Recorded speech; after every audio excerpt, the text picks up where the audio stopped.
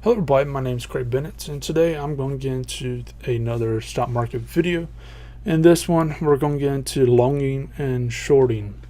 Now, longing and shorting is something that you may hear when you're studying the stock market, and it's fairly simple. It's what I dealt with more. I didn't really deal with the options or most of these other things as much as many others. Longing is, as you know, buy low, sell high. That is longing. It's basically when you buy something and you want it to go up in price. You want it to go up in price so you can sell it. So you buy something at a very low price. So like, say for example, stock ABC, I want it to be $1, so I can buy it at $1, and then it goes up to $2, and then I sell it. I just made $1 from that, so I get my original dollar plus another $1. So note that. But shorting, it's the reverse. You sell high, buy low. It's a little complicated, so bear with me on it. But basically, what happens with longing is you want the market to go up, up, up, up, up. You make money by the market going up. Well, shorting, they make the market by going down. It's basically counteracting the longing, so as it goes up, the chances of shorting goes higher. As the shorting goes higher, the chances of longing goes up. So basically, the market goes up at a gradual pace, and if it skyrockets, then the other one creeps up, and it goes back and forth, and basically it keeps it from the market going so high that it will totally crash, or going so low that it's just not getting out of its thing. Now, with that in mind, it going low, it doesn't always work for the best, but the going up, it definitely stops it for the most part, not for 100%. Now, in another video, I'll talk about plumbers, which is a government program where they use individuals to flood the market with money to manipulate it. But there's things that you got to keep in mind when you're longing and shorting. One of the biggest is the industry that you're investing in. So, like for example, energy and like oil. It's highly political. That's one big thing you're going to keep in mind when you're dealing with this. But if let's say if it's entertainment industry, then it might be something else that will mess with the market itself. So note that. Now, as far as that being said, shorting, longing and shorting, basically,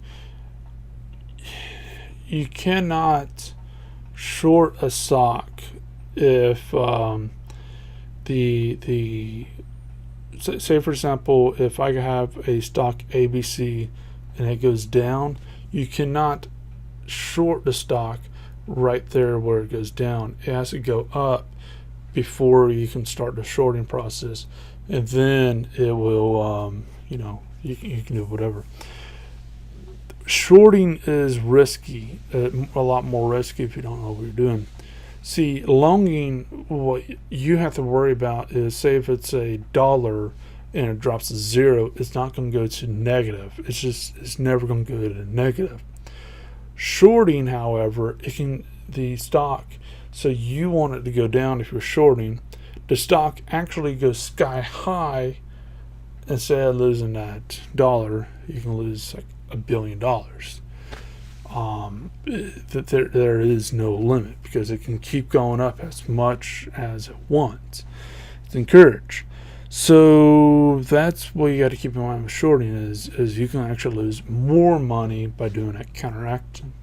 What I personally did is there's something called triggers. I'll probably mention this further in future videos, but basically when I was in school, when I was going for my first degree, what would end up happening is I'll try to sell a stock or buy a stock, say again, example ABC, buy a stock at $7, and then sell the stock at 750. Obviously, it's arbitrary numbers I'm using, but and what would end up happening? And that'll be a longing.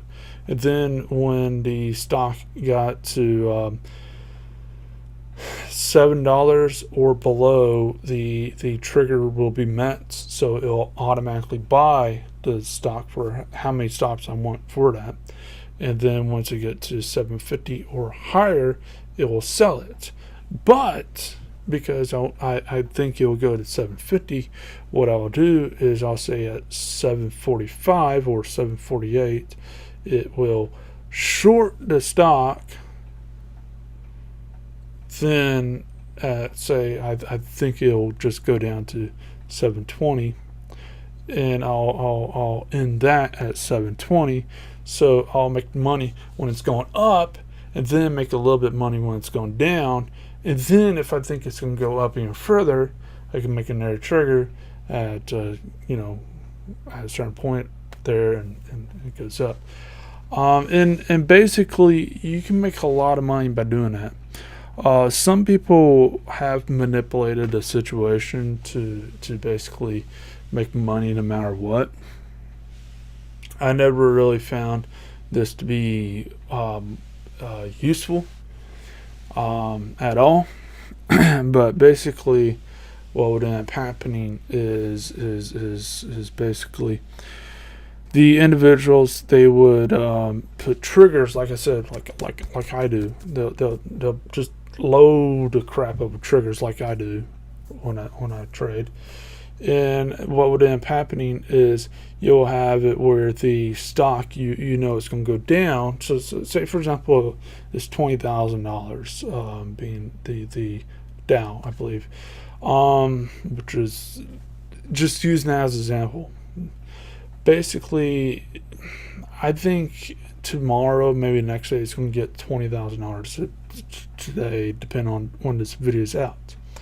Well, what's going to end up happening is I know it's going to go down because of holidays and stuff like that. People are trying to get the payouts and whatever, but not by like huge margins.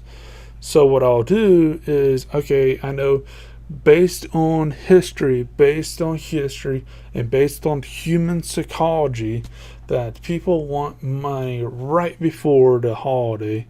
Normally it's kind of already past that point, but it's it is what it is. What would end up happening is people would that things can go up to whatever amounts, and then it's going to start drop.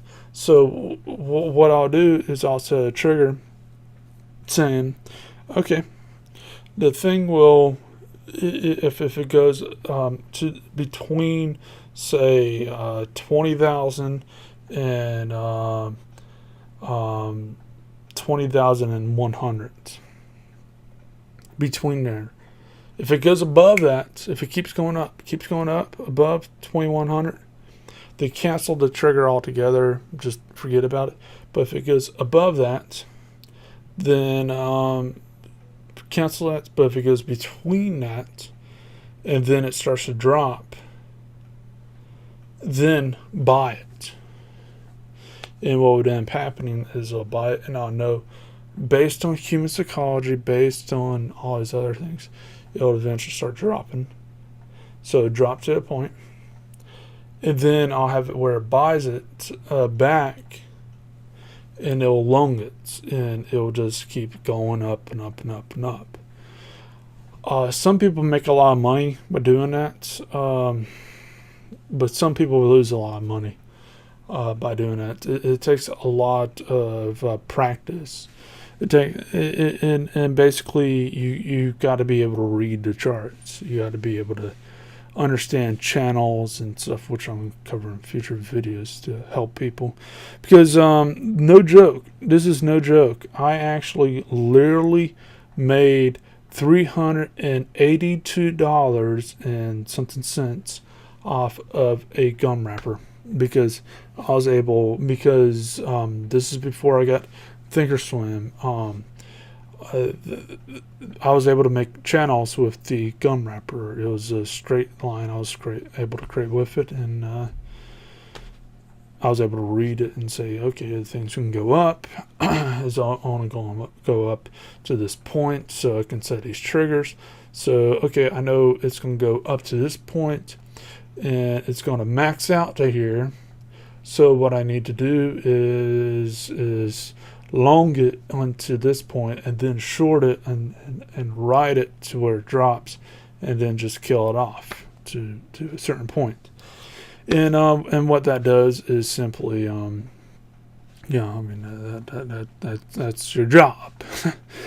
To note that. Again, there's a little bit more to it than what I'm alluding to with the shorting process. Longing, it's pretty straightforward. Most people know about it naturally. Buy low, sell high type of thing. Shorting, yeah, again, there's a little bit more to it than what I'm talking about. But for an average trader, if you're going to be on the floor, if you're going to be a technician or something like that, you're probably going to need to know quite a bit about it. Like if you're going to be an actual broker or whatever, then for others, then you're going to need to know a bit about it. But if you're just doing it yourself, I don't think there's no reason that you need to know about the in-depth of shorting to that nth degree. You just need to know that longing is you're making money when you're going up, shorting is when you're making money when it goes down, and it's just a counteraction. You want it there to counteract, and this is where people get into bullish and bearish and all the other crap. But anyways, as far as that goes, hopefully that helps someone, and see you next video and whatnot. And let me know what you think about these videos. Hope you have a great day.